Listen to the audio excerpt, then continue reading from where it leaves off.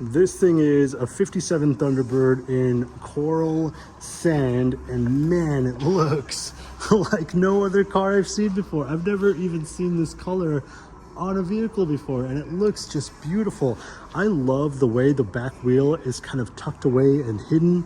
I love the design of this vehicle. I like the little fin thingies that don't actually do anything, but they look really cool. I like the interior of this car. I like the little porthole right over here. How you doing? Let's see what the crash meter has to say.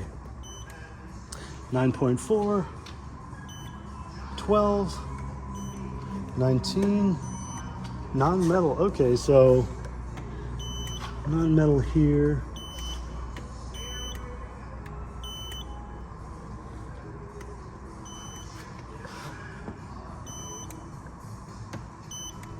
Okay, so it looks like it's maybe had a little bit of work done.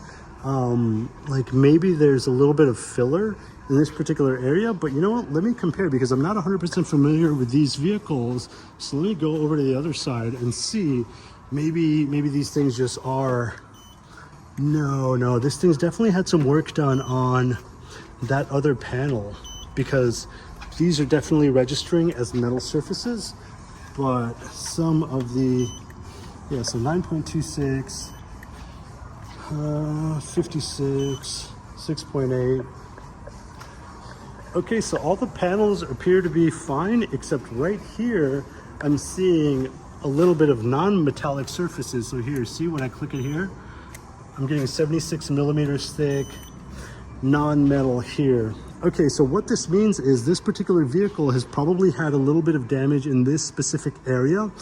Okay, so the way the crash meter works is it checks to see how thick the paint is. So for brand new cars are painted by robots. Every single panel is going to be 4.5 millimeters thick. So if I see one panel that's like 50 millimeters thick, or if it says non-metal, that tells me there's some sort of repair, some sort of fiberglass or Bondo repair done. And that can be troubling for newer vehicles, because cars that have been in a crash tend to have more problems. In my experience, they tend to have more problems with reliability, with electrical issues, with rust issues, with resale issues, with paint as well, because the original paint is the best paint in my opinion. So I'm always a little bit leery when I find a vehicle that has had some body work done. It doesn't mean it's a bad vehicle, but I tend to inspect it a little bit more thoroughly. This thing, I mean, it's from 1957, so it was probably painted by hand to begin with. It may have been repainted again, but the crash meter indicates that there's some sort of like a little bit of damage in this particular area. And if you look more closely, you can see there's a little bit of crackling here. It does not look bad. You probably can't even see it on film either. I probably wouldn't have been able to tell that I should inspect this particular area if I didn't have the crash meter.